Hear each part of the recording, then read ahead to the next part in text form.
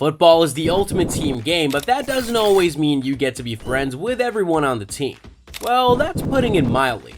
Today, we're going to be looking at some of the most brutal cases of teammates hating on each other in football. This feud dates back to 1995 when Cole was about to come on for Sheringham to make his debut for England against Uruguay. A nervous Cole expected some words of motivation, or at least a handshake from Sheringham, but he got none. Cole never forgot the incident, and although both of these guys spent 4 years playing up front together at Old Trafford, winning the Premier League 3 times, the FA Cup, and the European Champions League, both players never said a word to each other. On one occasion, Roy Keane had to break up the duo from fighting in the dressing room. Cole would later say, "I would rather sit down and have a cuppa with Neil Ruddock, who broke my leg in 2 places in 1996, than with Teddy Sheringham, who I've pretty much detested for the past 15 years. But it gets even worse with this next duo, Craig Bellamy and John Arisa. Craig Bellamy had always been a difficult character. The former Welsh captain often fell out with his teammates, but his feud with John Arisa when he was at Liverpool was simply on another level.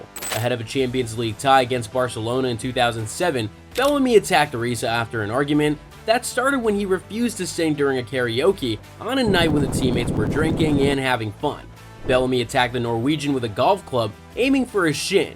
Risa was able to avoid the danger, but you know what's funny? Despite the chaos behind the scenes, both players scored for Liverpool as they went on to beat Barca 2-1 in the semis. Bellamy celebrated by pretending to swing a golf club.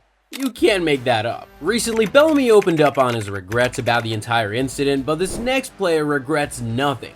Zlatan was once accused of deliberately attacking his teammate during an international friendly between Sweden and the Netherlands in 2004. Van der Vaart held Ibrahimovic responsible for the ankle injury he sustained during the clash. Upon hearing of it, Zlatan said, "I didn't injure you on purpose, and you know that. And if you accuse me again, I'll break both of your legs. And that time, it will be on purpose." When both reunited at Ajax, Van der Vaart said that it was just a clash of egos. Van der Vaart then said that he was a bigger problem for him than Zlatan was for him.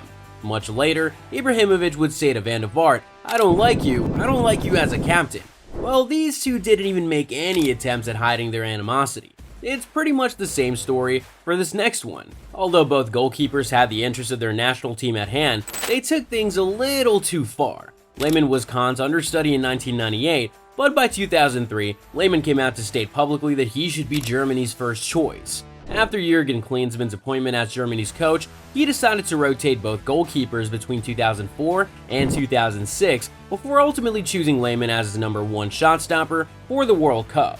This move only created more animosity between both players. After Lehmann lost his place to Manuel Almunia at Arsenal, Kahn mocked his colleague and also urged him to retire after several high-profile mistakes in 2009. Diouf is probably one of the former players Liverpool fans hate the most. Back in the summer of 2002, Liverpool signed the Senegalese over Nicolas Anelka, and they regretted it as Diouf scored only 3 Premier League goals in 2 seasons at Anfield. On top of that, he was involved in multiple controversies. He called Carragher an effing loser and a turkey, while Carragher remarked that Diouf was the only number 9 ever to go through a whole season without scoring. But let's switch gears and get into something more crazy. Benzema made 97 appearances for France and is only the 6th highest goal scorer for the French national team with 37 goals. Those figures could have been way better, but it has a lot to do with the fact that Benzema had a strong beef with Mathieu Valbuena. Back in November 2015, Benzema got arrested for allegedly blackmailing Valbuena over the recording of a sex tape that supposedly featured Valbuena. Not long after, the French Football Federation suspended Benzema from international duty for over 5 years. Valbuena also didn't play for the French national team after 2015. In 2021, the court found Benzema guilty and dished out a 1-year suspended sentence plus a €75,000 fine. Although Benzema returned to the French national team before his eventual retirement from international football in 2022, he has never forgiven Valbuena for getting him involved in the case. When Valbuena spoke about a reconciliation with his former teammate in an interview, saying, "I'd offer my hand if we see each other again," Benzema responded by saying, "Keep your hand."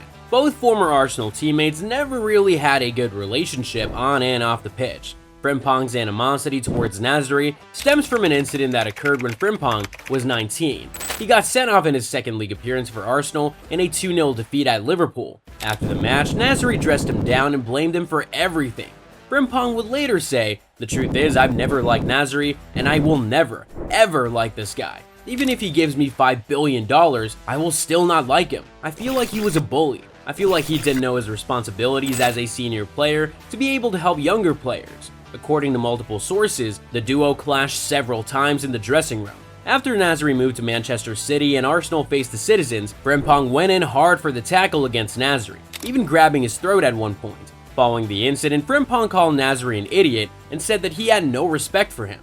Both players played together as center backs for Arsenal for 3 years, but they barely spoke a word to each other on and off the pitch. Back in February 2008, after the Gunners had a disappointing 2-2 draw with Birmingham at St Andrews, Gallas had a bizarre meltdown sitting alone all by himself in the center circle on the pitch. Back in February 2008, after the Gunners had a disappointing 2-2 draw with Birmingham at St Andrews, Gallas had a bizarre meltdown sitting all alone by himself in the center circle on the pitch. He had to be escorted off the pitch by his manager, Arsene Wenger. Gallas had also publicly questioned the bravery of his teammates and then was subsequently stripped of his captaincy the following season. As you would expect, Kolo Touré wasn't impressed with Gallas' behavior, but things really went south when Gallas dressed down the Ivorian publicly. Touré had had enough and felt that his manager didn't step in to defend him.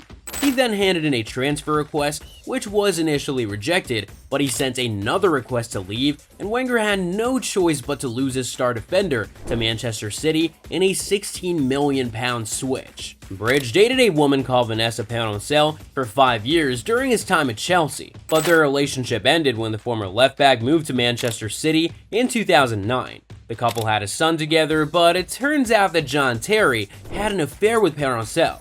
Terry tried to keep the relationship a secret and got a super injunction, but it was overturned by a judge, and the British newspapers quickly exposed his sneaky relationship with Vanessa. Both players were teammates for England's Three Lions, but Bridge had had enough and then decided to retire from international duty once the affair had become public. When Bridge and Terry faced each other for a Chelsea vs Man City game, Bridge refused to shake hands with Terry. After Bayern Munich's tough loss to Manchester City last year, Mane and Sané had a burst-up on the pitch and after the final whistle too. The word on the street was that Mane had gotten fed up with the way that Sané was talking to him during the game. And then things got physical after. Mane punched Sané straight up in the face, and their teammates had to step in to break them up. Mane was fined £250,000 and was then dropped for Bayern's following game, with the club releasing a statement citing misconduct. What about Neymar and Mbappe, Romario and Edmundo, Robert Lewandowski and Arjen Robben, Ruud van Nistelrooy and Patrick Kluivert, Lothar Matthäus and Stefan Effenberg? We could go on and on with the list, but I'm sure you get the gist already.